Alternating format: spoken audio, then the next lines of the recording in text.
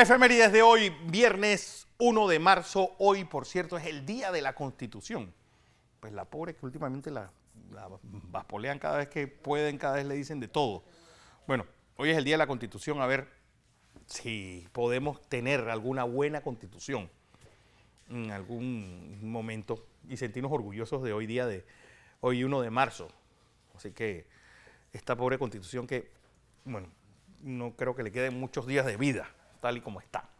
Hoy también es el Día de la Cero Tolerancia a la Discriminación.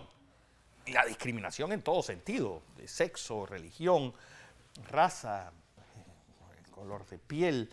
Es decir, hay tantas barreras que nos dividen y tan pocas cosas que nos unen.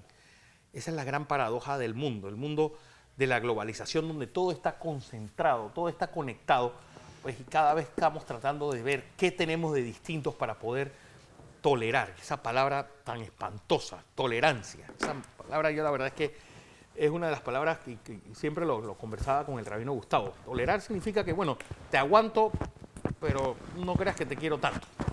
No, lo que hay que hacer es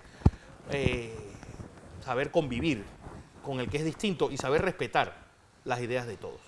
Vamos a 1493, porque ¿cómo habrá sido ese día? Cuando la carabela, cuando la Pinta, que era la más pequeña, era la única carabela, bueno, las otras eran pues naos, llega al puerto de Bayona, en Pontevedra, en Galicia, con la noticia de que hemos llegado a algún lugar, y aquí está la prueba. Y imagínense esos pobres taínos que llevaron los españoles, muchos de ellos llegaron en esta embarcación a España, y les pregunto, les hablo de esa embarcación porque todos ellos llegan a España, los llevan a las cortes en Valladolid y mueren 10 días después. Imagínense, un pobre indígena, que es como si los agarraran algunos de nosotros y nos llevaran a Marte. Pues llegamos a un ambiente que no es el nuestro, con un frío del demonio, porque imagínense cómo estaría todo ese territorio de Galicia y toda Castilla y León en el momento, pues en marzo, días así fríos. Bueno, los pobres indios que llegaron todos murieron, pues para decirles de alguna forma y como para decir, esto es nada más el antecedente de lo que viene. Pero la alegría de la corte española diciendo, hemos llegado a algún lugar, aquí está la prueba. Se llevaron semillas, llevaron un montón de cosas diciendo, pues realmente Colón tenía la razón. Si viajas hacia el este, puedes llegar al oeste. Vamos a 1872, porque hoy se da una de las grandes ideas del ser humano, en medio de esa revolución industrial que pues prometía comérselo todo. Pues un presidente de los Estados Unidos y un hombre que venía de la guerra, como Ulysses Grant, decide pues convertir el parque Yellowstone en pues el primer parque nacional y la primera área protegida del mundo, para que vean pues la visión que tiene esa gente. Y lo irónico de esto es que pues 12 años después Colombia imita lo hecho por estos de crear áreas protegidas, y una de las primeras que hay en Panamá es el Común en Macaracas, el Común, un bosque común donde la gente podría pues recoger madera y leña, pero que se mantuviese protegida, y hasta el día de hoy el Común sigue siendo pues un área pues, de uso comunitario. Lo interesante de Yellowstone es todos los altos y bajos que ha tenido, bueno, además de la casa del oso Yogi y de Bubu, pero el parque de Yellowstone tiene la particularidad de que primero eliminaron a los lobos, después tuvieron que repoblar con lobos. ¿Por qué? Porque toda la cadena alimenticia y todo lo que tiene que ver pues, con la naturaleza tiene su razón de ser, y son equilibrios muy pequeños y unos equilibrios muy poco estables, que donde quitas una pieza puede destruir el ciclo completo, y eso pues se está preservando en ese hermoso parque con ese geyser pues, que bota ese humo y esas cosas pues, todos los días. Hoy ahora mismo pues debe ser precioso ver cómo va entrando la primavera en un lugar que queda totalmente blanco. Vamos a 1939, porque a veces los caminos de Dios no son tan inexpugnables. y tal vez el Espíritu Santo cometió uno de sus grandes errores, pues posándose en la cabeza de sus cardenales en ese concilio, que elige este hombre, Eugenio Pacelli, es elegido papa en un momento anterior a la Segunda Guerra Mundial, a pocos meses de iniciar. Y lo irónico de todo esto es que su antecesor estaba muy claro de lo que estaba pasando y de lo que iba a pasar. Por eso la única encíclica papal no escrita en latín la hizo él unos meses antes de morir, llamada Mi honda preocupación. Este hombre, que la verdad es que era muy pusilánime, y no hay otra forma de decirlo, porque él llega, la cosa es que tenía un secretario de Estado que era pues más listo que el hambre, que era pues el padre Gian Bautista Montini, que posteriormente se convertiría en Pablo VI. Este con esa pinta de Noferatu y esos dedones inmensos. Se entretenía matando moscas con el rociador este. Pues, y era un hombre que tenía un estilo de vida bastante raro. Pues él cuando viajaba en tren prefería no mirar el paisaje, porque él prefería leer su brevario, todos los días se bañaba con agua fría, que decir eso en Europa pues es considerable. Y era un hombre que decía que él no podía tomar partido en la Segunda Guerra Mundial porque había católicos de los dos bandos, lo que provocó, bueno, el Rosario de la Aurora.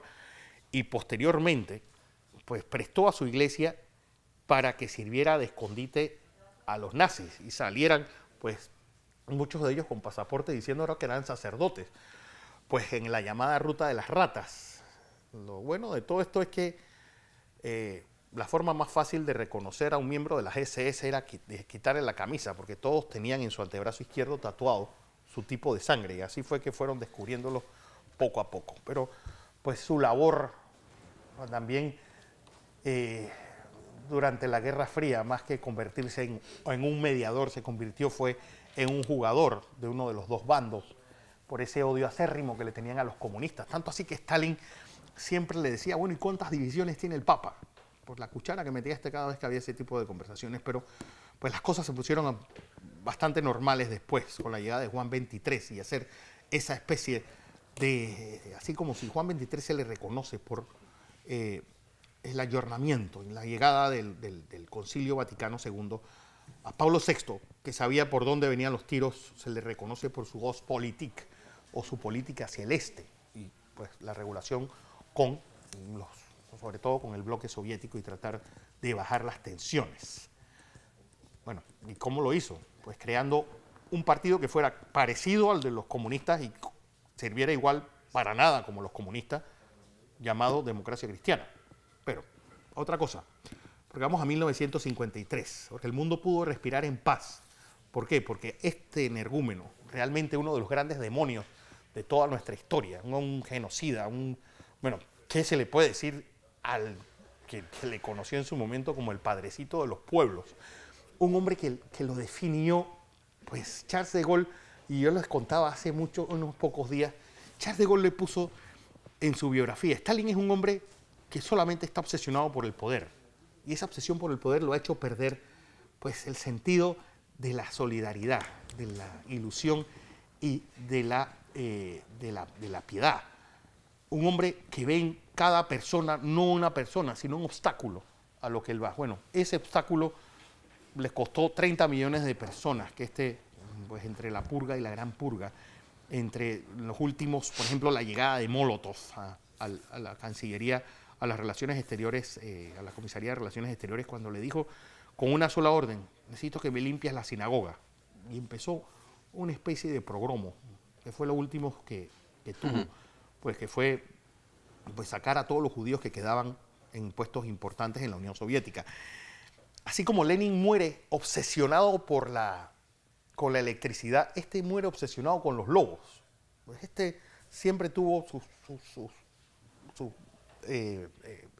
frases, siempre hablaba de lobos e incluso los dibujaba.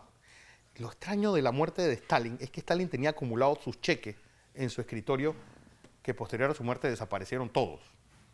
No sé si para colecciones o algún inteligente lo fue a cambiar al banco, pero pues el zar rojo, como le gustaba también que le dijeran, y tal vez una de las grandes calamidades junto a Hitler y a Mao, que desgraciadamente pues marcaron hitos importantes en toda la historia del siglo XX.